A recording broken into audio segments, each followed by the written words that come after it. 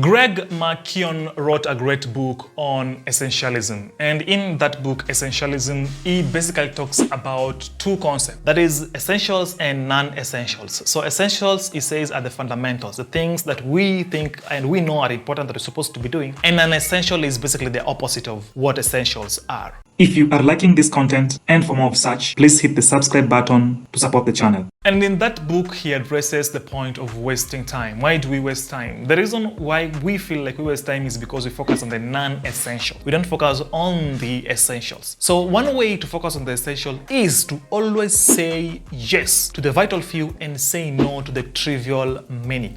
More on that in a bit. So the author focuses on having clarity of purpose. And he says having clarity of purpose is going to help with three things. Number one is going to help you stop wasting time. Number two is going to conserve your energy, because now your energy, you're going to focus your energy on what's important. And number three, which is also important, is when you focus on the most important things and have clarity of purpose, then you're going to stop the nonsense engagement in competition that we all do engage in. So it is important that we have clarity in goals and targets. So now let's look at some of the big differences that the author talks about in terms of essentials and non-essentials. Here we go. Non-essentials are vague and general visions or missions, while essentials are strategic, concerted, and inspirational statements. Non-essentials always say yes. Essentials dares to say no gracefully, firmly, and resolutely. Non-essentials thinks if you have limits, you will be limited. Essentials know that if you have limits, you will become limitless. Non-essentials set boundaries as constraints, while essentials set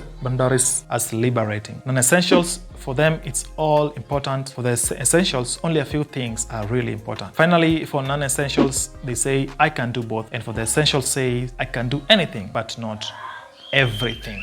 Therefore, it is important that we differentiate or discern between what is essential or what is important and the things that are not important to our lives or to our existence and happiness. So how do we do this? Let us look at some of the methods that the author talks about on how we can determine what are the essential things and what are the non-essential things. So the first step you want to do is you want to explore. So in exploring here, we mean discern or try to differentiate between the trivial many and the vital few. Do what is right with the right reasons at the right time and not what is convenient. So once you have explored and you've differentiated between the essentials and the non-essentials, the next step number two, is you want to eliminate. So in elimination here, you want to remove all the trivial many and remain with the vital few that you need to focus your energy and time on. Also, as far as elimination is concerned, remember to always say no to social expectations. The third step and the last step, as far as